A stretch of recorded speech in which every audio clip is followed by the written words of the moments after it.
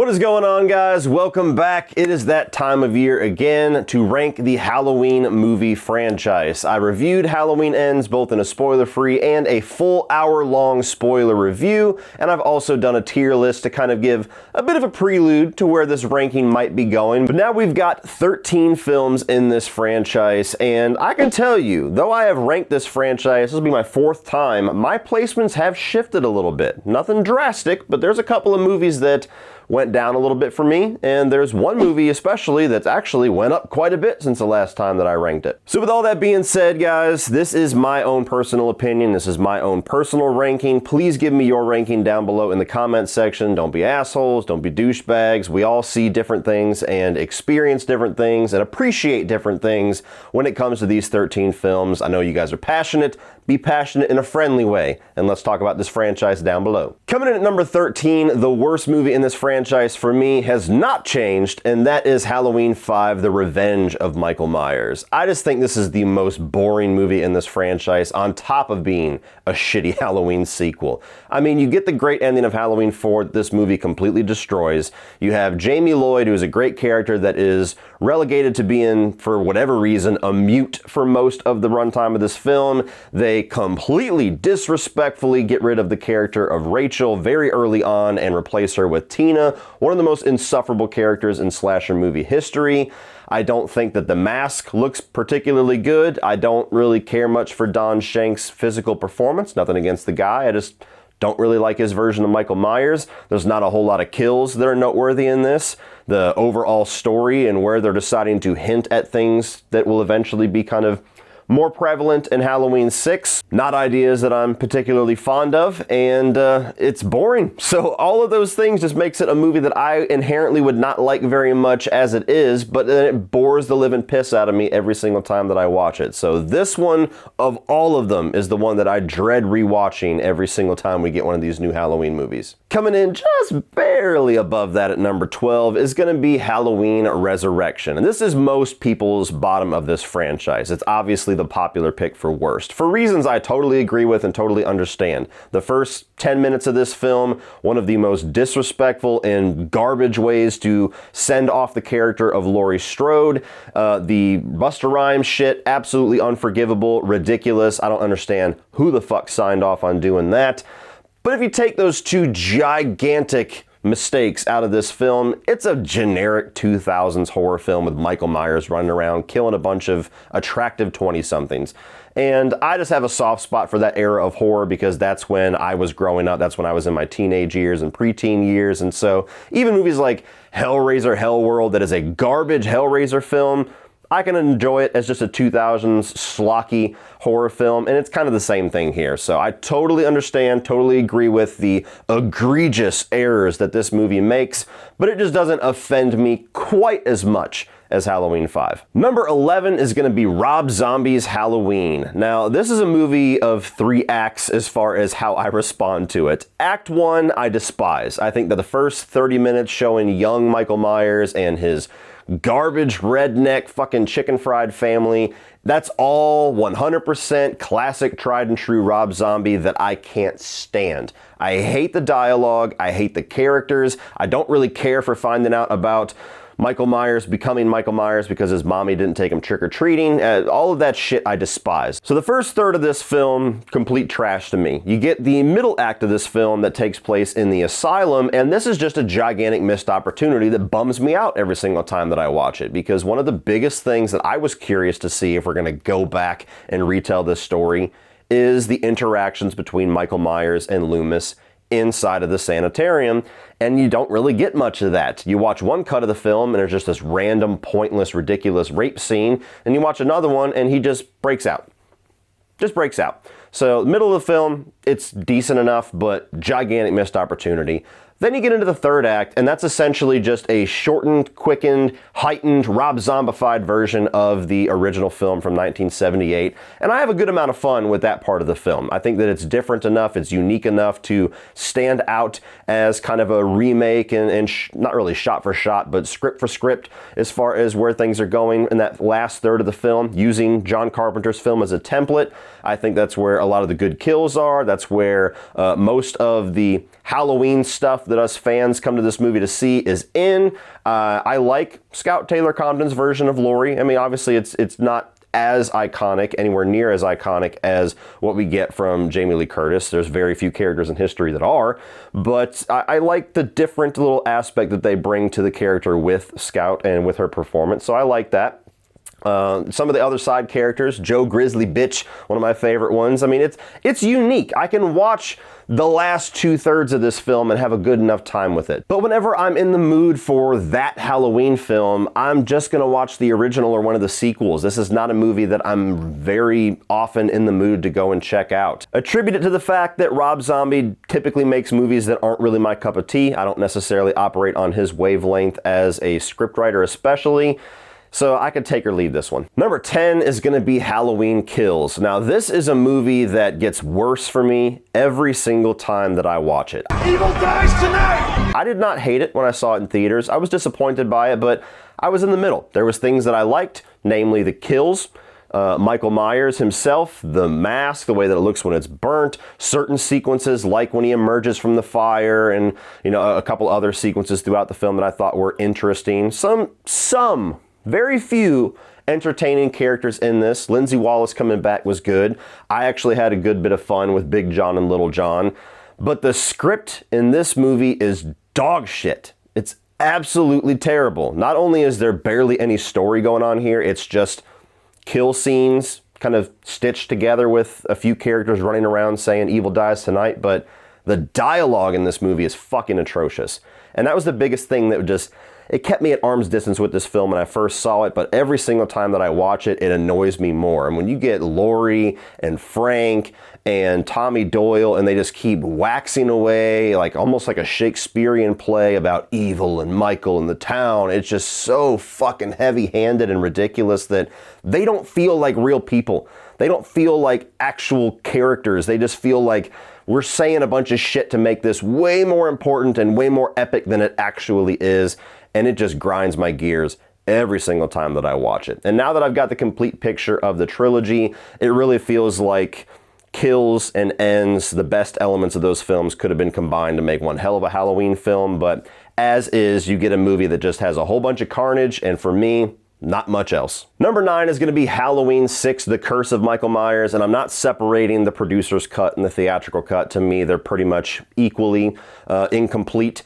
And this is a movie it's a shame because there's a lot of really good things in here. I like the performance of Michael Myers here. George P. Wilbur's great. I like the mask, one of the best masks. There's some great atmosphere, really good lighting, some great kills in both of the cuts. There's some interesting ideas here on how to expand from the Man in Black shit that we got just kind of sprinkled throughout Halloween 5, but it's all done so sloppily, and we have these two mangled cuts of the film to choose from, to where one is completely incoherent and is just a bunch of cool random scenes thrown together with a plot that makes no sense, and then the other one is more plot driven, but it's a plot that sucks. So there's no cut of this film that I think is a really good Halloween film, and this is probably one of the most frustrating ones on this list, because I think if you had a actual complete cut of this movie where you take the best elements of both of the ones we have available, as well as some of the things that are still on the cutting room floor, you have a movie that's potentially about 3 or 4 slots higher on this list. But unfortunately, we don't have that movie. So as is, this is where I've got to stick Halloween 6. Coming in at number 8 is the new dog on the block, and that is Halloween Ends. And I have very complicated feelings with this film because there are so many things about it that I actually really like and really appreciate and admire. All these new, bold, unique ideas that they were going for here. I like the fact that you have filmmakers and storytellers that don't care about going against the grain and want to do something ballsy and do something that we haven't seen before and fuck shit up a little bit. I admire that. I mean, there's a movie that's much higher on this list that is the epitome of that in this franchise. 2 of them, actually. So I admire the fact that they tried to do something unique and cool and different within a franchise that we got a lot of wash, rinse, and repeat, let's be honest. But I think it makes 0 sense to do it in this film. You have the concluding chapter of a trilogy. You have the final act of this epic story that they're trying to tell ever since 2018. that is the worst possible time to start fucking shit up and doing things different, because you have what the movie was sold on, which is Michael versus Laurie one final time. That's what's on the posters, that's what's in the trailers, that's the name of the fucking movie, Halloween Ends. They took that thing that everybody was walking into this movie to see, and they sidelined that and made it almost an afterthought to tell this new, almost more of a Halloween anthology story regarding this character of Corey and the transference of evil, or how evil affects people that have a door open inside of their heart or their soul, or, you know, what shape evil can take. Again, all really interesting ideas that I like. Just a terrible time to fucking explore them. Like, it just makes no sense to me. I don't know who greenlit this and said that's a great idea. I know they sat around during lockdown and said, oh, these ideas are better, and they changed this movie quite a bit from what it was originally planned to be. I just don't comprehend studio execs that looked at the reception of Halloween Kills and said, you know what? Let's go even riskier. And so it's a movie that I am right in the middle on the passionate debate of the fans that think this is brilliant and so refreshing and unique and a misunderstood classic, and the fans that think that this is an absolute betrayal piece of shit. I am right there in the middle. I hear both sides to a certain extent. And so it's a movie that I like.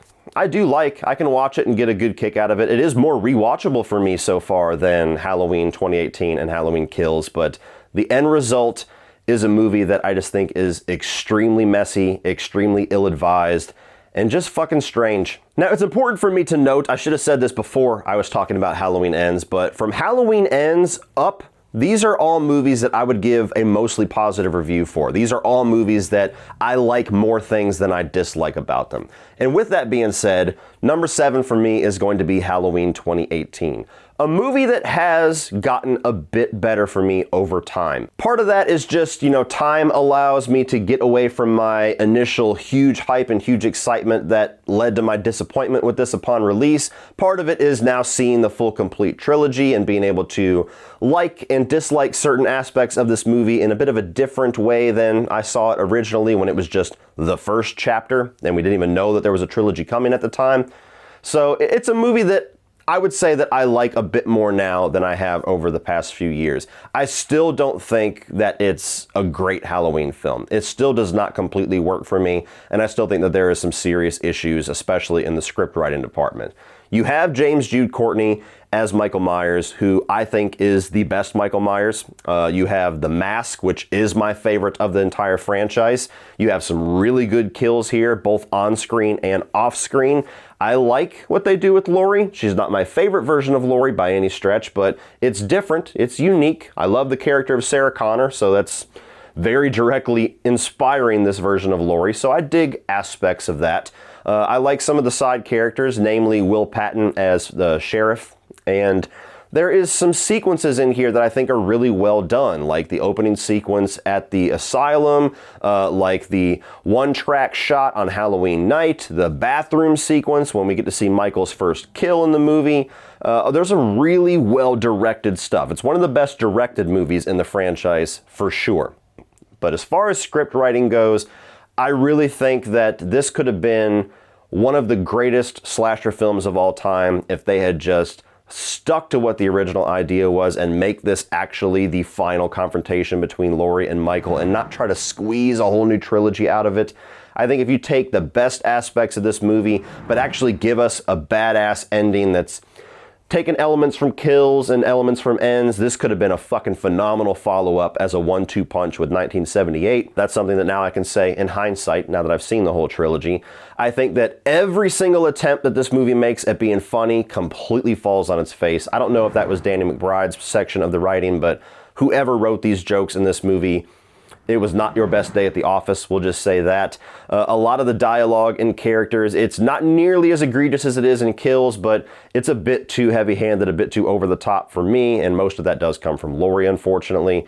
And so it's a movie that I dig it. I can watch it on its own terms and have a good enough time with it. There's more that I like about it that I don't like about it, but I still just feel like this whole trilogy, honestly, as a whole, was a lot of really messy, halfway thrown together ideas that if they had just honed in all of that creativity, you could have had one amazing Halloween film. Coming in at number 6 is the original Halloween 2 from 1981, and this is the most Friday the 13th movie on this list, except for maybe Kills. You know, it's rubbing shoulders with Kills for that gold medal.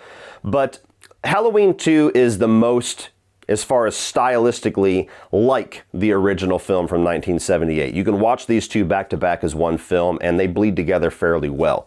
The approach to how they shoot Michael, keep him in the shadows, show a lot of POV stuff. There's a lot of really good kills in this movie. There's some pretty entertaining characters here, like old Bud sitting there waxing away about pie in the middle of the break room. Gotta love that guy. And I love the hospital setting. I've said this a lot of times. Hospitals creep me the fuck out. And so when you have a horror film that uses that as its setting, it's very effective for me. Halloween 2, Exorcist 3, Dream Warriors, on and on and on. It works. It's effective. I like the Michael Myers in this movie. Not one of my favorites. I think he's a bit too robotic here, and people have given various explanations to me over the years for why that is, but just as a physical performance, not one of my favorites, but not one of my least favorites.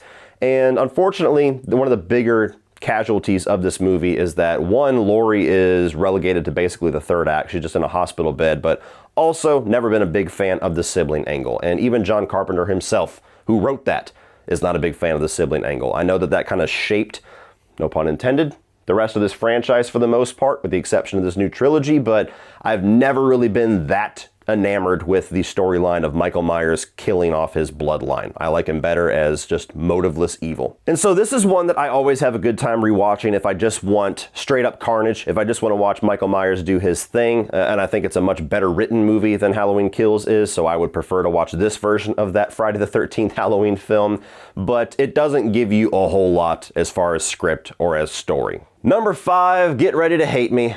Halloween 2 from 2009. Rob Zombie's Halloween 2. Yeah, I know, guys. I know.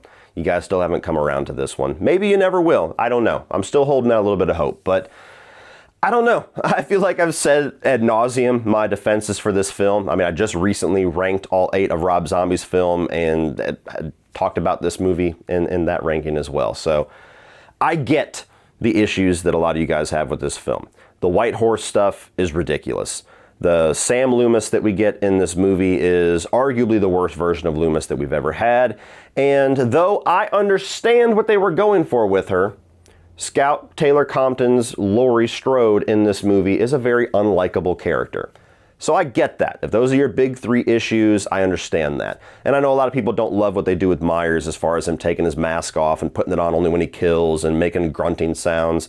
And I don't acknowledge the director's cut where he says die at the end of it. That shit can go right to hell. But I genuinely think that this is a really bold and unique and refreshing entry in this franchise. And I can say that because I'm not somebody that has a lot of emotional shackles to the Halloween franchise. If this was Nightmare on Elm Street or Child's Play, I'm sure I would be just as opinionated as all of you, but I'm a casual Halloween fan, so I like it when these movies get a little bit weird, a little strange, and a little unique. See what I just said about Ends, and we're going to talk about another one here very soon that's extremely unique in this franchise, but it's so unique and so bold and so different from all of the other films in this franchise, even up to that point when we didn't have this new trilogy, that I just had a really good time with it, and I took it on its own merits, and I appreciate more in this film than I don't appreciate. And so I like how brutal Myers is in this. There's some gnarly kills. This, along with Halloween Kills, compete for the goriest and the most brutal of any of the Halloween films.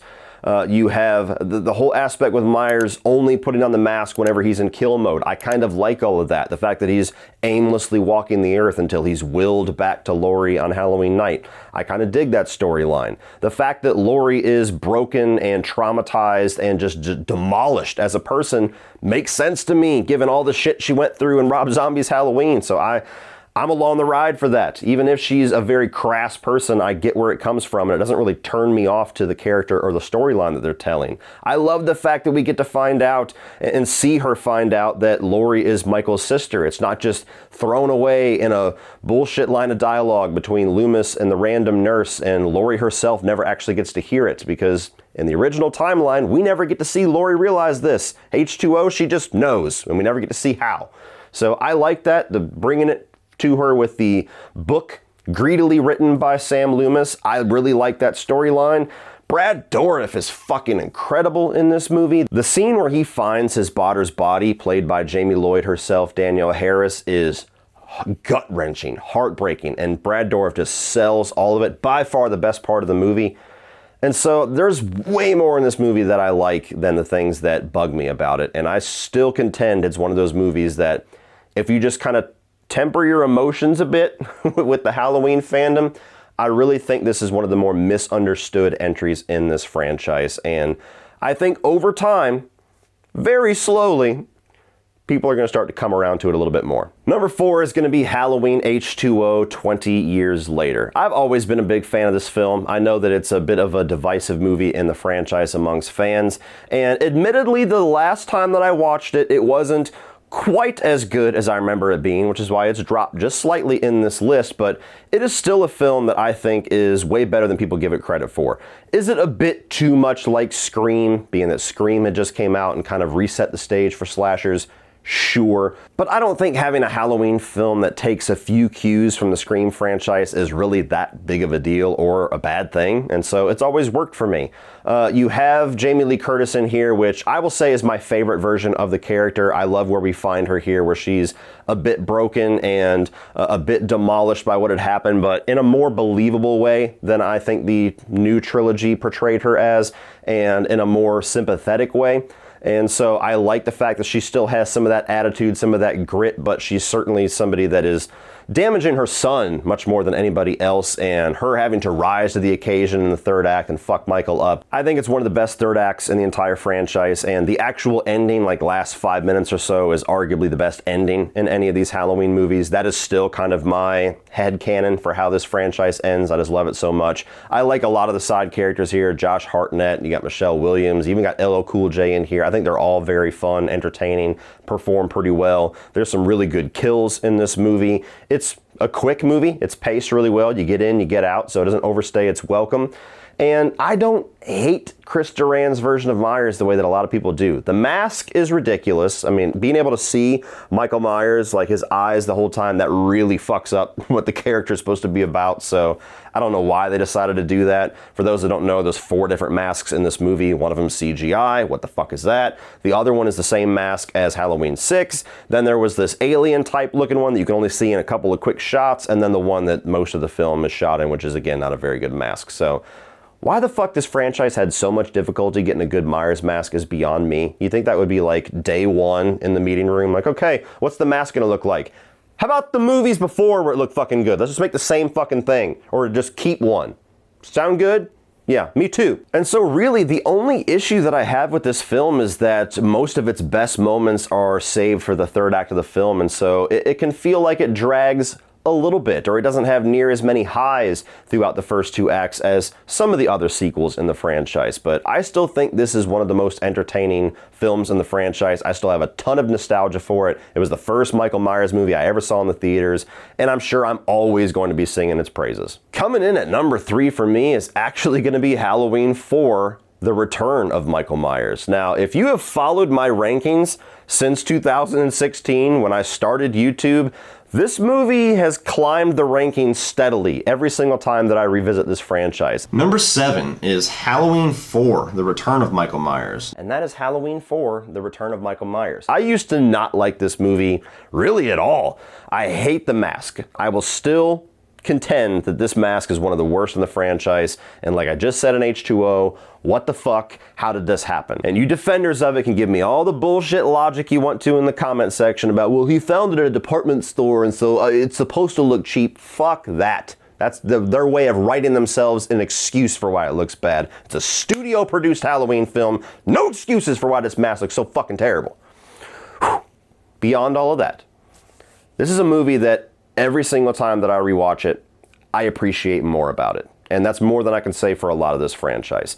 I like Jamie Lloyd as a character. Focusing on a child brings a different flavor of urgency, of tension to it, because you're more invested in her survival than most teenagers or adults. Just morally, as a parent especially.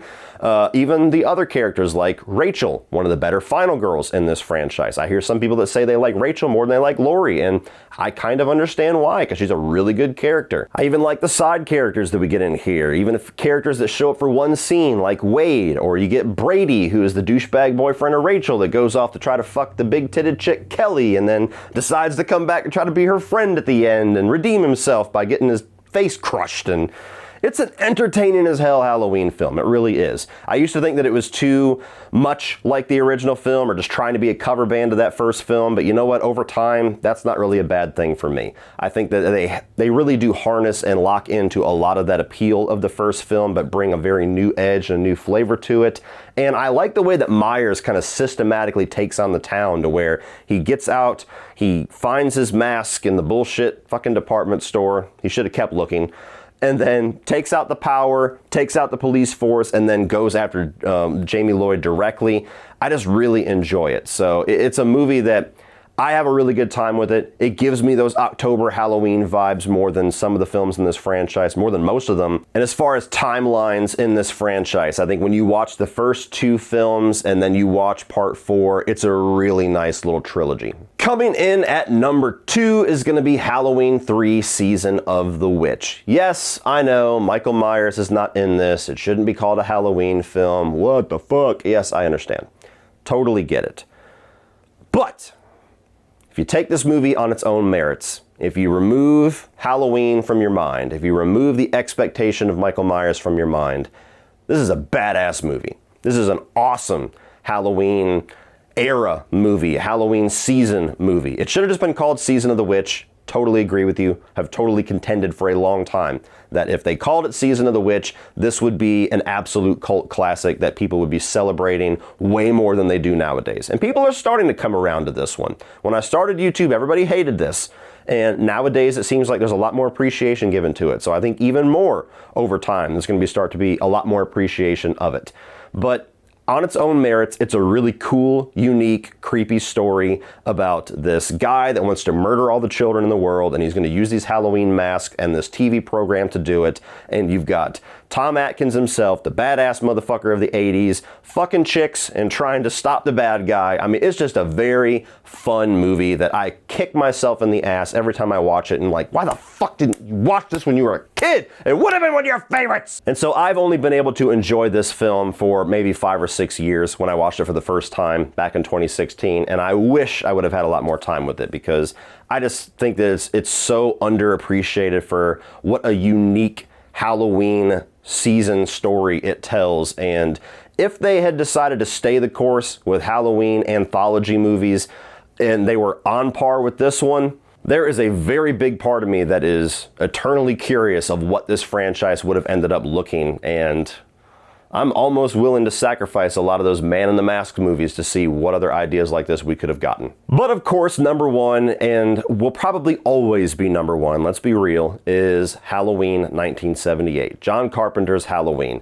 Not really anything new I need to say about this. I've talked about this movie ad nauseum. One of the best slashers ever made. Absolute horror classic.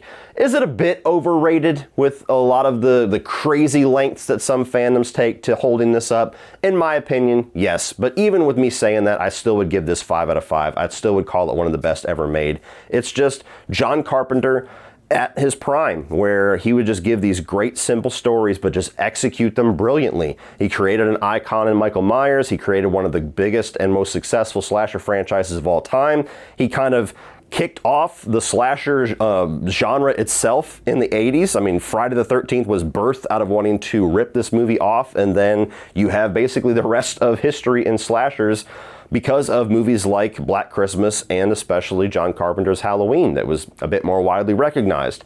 And so it's a movie that I'll always appreciate. I'll always enjoy it. I'll always probably consider it the best of this franchise, unless somebody out there has got one hell of a Halloween sequel that they have yet to make. And so while a lot of my opinions on this franchise do shift here and there and do move around a little bit, one that probably will never move is that the best Halloween film is John Carpenter's Halloween. Well, that's it for this one, guys. If you enjoyed this, please click over here and check out all of my Halloween reviews. I've gone over all 13 films in this franchise, and I'm also going to put my ranking of all of Michael Myers' masks from last year. I don't need to update that one, hasn't really changed, so check that one out. Please like and share this video, hit that subscribe button so you don't miss the rest of my Halloween coverage. We still got quite a few videos to do over the next couple of weeks, and as always, remember, opinions are like assholes, but that doesn't mean you have to be.